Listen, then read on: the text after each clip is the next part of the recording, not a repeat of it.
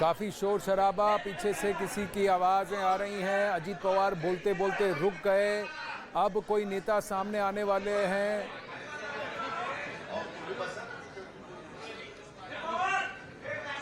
अब कुछ और वरिष्ठ नेता वहां आते हुए दिख रहे हैं। वहीं क्या अजीत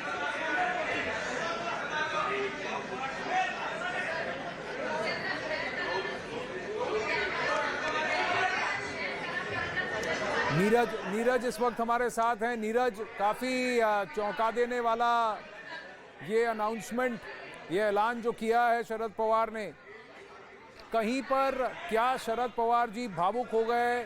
वो क्या नाराज हो गए इस बात से कि उनकी पार्टी में फूट की बात हो रही है, पार्टी में दलों की बात हो रही है, और उन्होंने कहा कि चलिए मैं ही छोड़ देता हूं पार्टी, और वो भी उस दिन जिस दिन इनकी खुद की आत्मकथा, इन्हीं की किताब का विमोचन हो रहा है। तब उन्होंने ऐसी बात क्यों कही? क्योंकि सब कोई वहां भावुक हो गया और एकजुट होकर जो आवाज आई है कि शरद पवार जी आप छोड़ नहीं सकते। क्या वो चाहते थे कि वो पार्टी का फीडबैक उन्हें रियल टाइम मिले कि पार्टी को मेरी आवश्यकता भी है कि नहीं? बिल्कुल आनंद, देखिए शरद पवार चौंकाने वाले फैसले के लिए जाने जाते हैं और 23 साल से तो पार्टी के अध्यक्ष हैं, एनसीपी के स्थापना से लेकर अब तक पार्टी के अध्यक्ष है। अजीत पवार बीच बीच में ऐसा लगता है कि वो पार्टी के अंदर कुछ ऐसा कर रहे हैं जो शरद पवार के फैसले के खिलाफ है। लेकिन अभी आपने ठीक कहा कि जी काम करतात। आज तुम्हाला या पक्षाला, राज्याला आणि देशाला सुद्धा तुमच्या नेतृत्वाची गरज है। छगन भुजबल बोल रहे हैं। अशा वेळेला तुम्ही हा असा निर्णय घेणं हे जो आज उनके पद से, उनके अध्यक्ष पद से जिन्होंने इस्तीफा दिया है, वो किस कारणवश दिया है ये तो बताना मुश्किल है। जो मीडिया में अजीत दादा पवार के बारे में जो आता था, या उनके परिवार में कुछ हो, या उनकी तबीयत के बारे में हो, ये बात अभी बताने का कोई मतलब भी नहीं है, क्योंकि वो जो है उनसे ही अपने को जब उनसे मिलेंगे और ये सब बातों से पूछेंगे, तब इस बारे में वक्तव्य करना अच्छी बात होगी। लेकिन एक शरद पवार जी हमें लगते थे कि आखिरी सांस तक वो सामाजिक और राजकीय जीवन में रहेंगे और हमेशा एक विचारधारा के साथ लड़ते रहेंगे, ऐसा ही हमें लगता था। लेकिन आज उन्हें किस वजह से इस्तीफा दिया ये बताना मुश्किल है। लेकिन इसमें एमवीए को कोई फर्क नहीं पड़ेगा। जो भी राष्ट्रवादी के, जो उनके पार्टी के अंतर्गत जो भी डिसाइड होगा, उसके अंतर्गत जो भी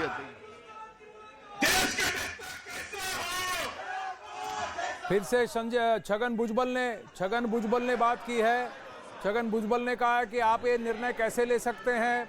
वहीं संजय राउत से भी अब ट्वीट आया है कि संजय राउत ने कहा है कि पब्लिक प्रेशर पर, काडर और कार्यकर्ताओं के आग्रह पर शरद पवार जी को अपने निर्णय को बदलना होगा। बाला साहब ठाकरे ने भी एक समय कुछ ऐसा ही किया था, पार्टी का पद, अध्यक्ष का पद छोड़ने की बात कही थी जब उन पर कई सारे के लांछन लगे थे और पार्टी में फूट की बात हो रही थी। लेकिन शिव सैनिकों ने उनका मत बदलने पर उन्हें मजबूर कर दिया। क्या आज शरद पवार को भी उनके कार्यकर्ता, एनसीपी के समर्थक, उनके मत की वजह से और उनके आग्रह की वजह से क्या शरद पवार अपने निर्णय को वापस ले लेंगे? ये देखने वाली बात होगी। वहां एक एक करके सभी नेता बोल रहे हैं। नीरज भी इस वक्त हमारे साथ हैं। अपनी पार्टी को एक करने का क्या शरद पवार जी ने ये तरीका ढूंढा है, या शरद पवार जी ने भावुक होकर कह दिया कि मैं बहुत कर चुका हूं, अब आगे आप पार्टी को संभालिए, और उनको लगा कि आज मैं ये बात कह देता हूं, लेकिन उसके बाद ये जो रिएक्शन आया है, क्या ये सरप्राइजिंग है?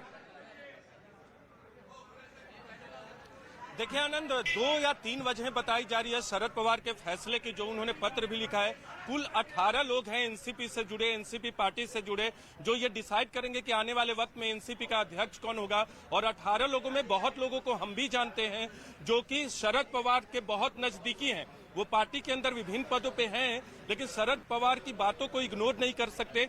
लेकिन शरद पवार ने 2 वजहों से ये किया हो सकता है। पहला ये कि मौजूदा में जो ये खबरें चल रही थी कि अजीत पवार भारतीय जनता पार्टी के संपर्क में है, तो पार्टी के अंदर वाटर टेस्ट कर रहे हैं शरद पवार की, किस तरह का रिएक्शन होता है। और दूसरा ये कि अगर सुप्रिया सुले को आने वाले वक्त में एनसीपी का राष्ट्रीय अध्यक्ष बनाना है तो 1 साल बचे हैं लोकसभा चुनाव को, और ये वक्त बहुत अच्छा होगा सुप्रिया सुले को एस्टेब्लिश करने के लिए राष्ट्रीय राजनीति में, क्योंकि अब तक शरद पवार पार्टी के तमाम गतिविधियों, पार्टी के जो भी कार्य हैं उसको देखते रहे, लेकिन सुप्रिया सुले को साल भर का वक्त लगेगा एस्टेब्लिश करने में। तो ये 2 वजह बताई जा रही हैं, लेकिन पार्टी के अंदर बहुत नेताओं से हमारी बातचीत हुई, उनका कहना था कि इस तरह की बातें, इस तरह के फैसले का अंदाजा उन्हें नहीं था। हालांकि बहुत नेता ये जरूर कहते हैं कि पार्टी के अंदर अजीत पवार आने वाले वक्त में भारतीय जनता पार्टी का दामन थाम सकते हैं, भारतीय जनता पार्टी इसमें दावेदार बहुत है नीरज, कवायद कर बहुत सकते हैं तो एनसीपी के अंदर जो खुद सुप्रिया सुले जी को अध्यक्षता का भार नहीं देना चाहते,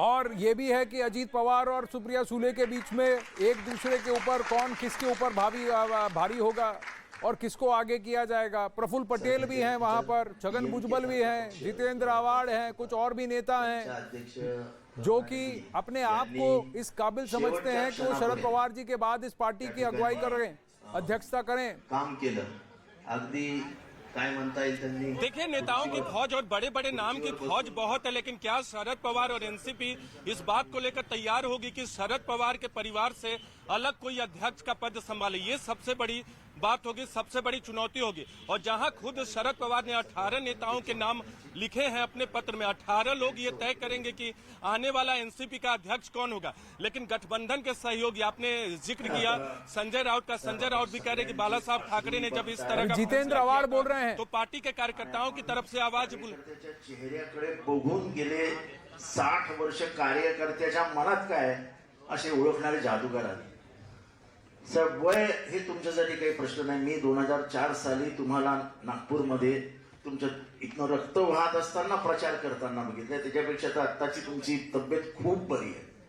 अशा अवस्थेत जेव्हा तुम्ही पक्ष सावरणार, आप तबीयत का हवाला ना दें, क्योंकि 2004 में जब मैंने आपके लिए प्रचार किया था उसके मुकाबले अभी तो आपकी तबीयत उससे बहुत अच्छी है। आप पूरी तरह से हृष्ट-पुष्ट हैं, कह रहे हैं जितेंद्र आवाड़। कुछ लोग जो 60 साल से आपके साथ जुड़े हुए हैं, 50-60 साल से आपके साथ जुड़े हुए हैं, आप उनकी भावना को समझिए। तुमच्याकडे येतो, तुमचं दर्शन घेतो, पुढचे 10 दिवस मस्त आरामात झोपत असतो। सांगितलं गेलं साहेब चौपाटीवरती, आमचं जीवनच व्यर्थ आहे। वो कह रहे हैं कि अब हमारा तो जीवन ही व्यर्थ हो गया। अगर आप पार्टी छोड़ के चले गए, अध्यक्ष पद को छोड़ के चले गए, पार्टी की कमान किसी और को दे देते तो हम क्या करेंगे? कोणाकडे जायचं? फिर रो दिए जितेंद्र आवाड़, फिर रो दिए जितेंद्र आवाड़, ये कहकर कि मैं इस राजनीति में उतरा, कार्यकर्ता बना, आपके साथ लगा और आपके लिए मैंने काम किया, आपके अध्यक्षता में काम किया। अब मैं और किसके साथ काम करूं, कहां जाऊं, ये पूछ रहे हैं जितेंद्र आवाड़। कहीं ना कहीं कई सारे नेताओं के मन से इशारे ये भी आ रहे हैं कि आपकी अध्यक्षता को छोड़कर हम और किसी के अंडर काम करने को तैयार नहीं। साहेब निमंत्रित होते ते कार्यक्रमचे देशाचे सगळे पक्षाचे, मायावतीचे, मुलायमचे, काँग्रेसचे माजी मंत्री सगळे आले होते आणि त्यांनी सांगितलं साहेब तुम्ही जे आहे नेतृत्व करा। केसी त्यागीने सांगितलं, सुबोध कांत सहायने सांगितलं, कुंवर दानिश अली जे बीएसपी से एमपी होता त्यांनी सांगितलं, काश्मीरच्या लोकांना तुम्हाला सांगितलं की साहेब तुम्ही देशाचे नेते। प्रफुल्ल भाई होते ते कार्यक्रमात, तटकरे साहब आले नहीं। अब ये कहा जा रहा है कि इससे पहले जब यूपीए की मीटिंग हुई थी तब भी शरद पवार से देश भर के नेताओं ने आग्रह किया कि आप अगुवाई करें। पक्षाचे मोठे नेते होते, खासदार होते, माजी सगळे लोकांचे एकच आवाज होती। अलग अलग पार्टी, अलग अलग क्षेत्र प्रांत से लोग आए जिन्होंने आगे आकर कहा कि अगर कोई एक कद्दावर नेता है जो यूपीए की अगुवाई कर सकता है तो वो शरद पवार ही हैं। तो जब देश भर की पार्टियों का आपके की पार्टियां और उनके नेता, चाहे वो समाजवादी पार्टी हो, चाहे वो बसपा हो, चाहे वो कश्मीर की पार्टियां हो, चाहे वो और अन्य प्रदेशों की पार्टियां हो, अलग अलग नेताओं के नाम लिए जा रहे हैं। कहा कि मैं उस मीटिंग में मौजूद था जब कहा गया था कि शरद पवार जी आप अगुवाई कीजिए। प्रफुल्ल पटेल भी उस मीटिंग में मौजूद थे। ये कहा जा रहा है वहां मंच पर से कि सब ने यही कहा। शरद पवार जी के बगल में प्रतिभा पाटिल जी बैठी हैं, उनकी पत्नी, और वो भी देख रही हैं। शरद पवार काफी भावुक लग रहे हैं, चुपचाप सबकी बात सुन रहे हैं, सबको अपनी बात कहने का अवसर भी दे रहे हैं।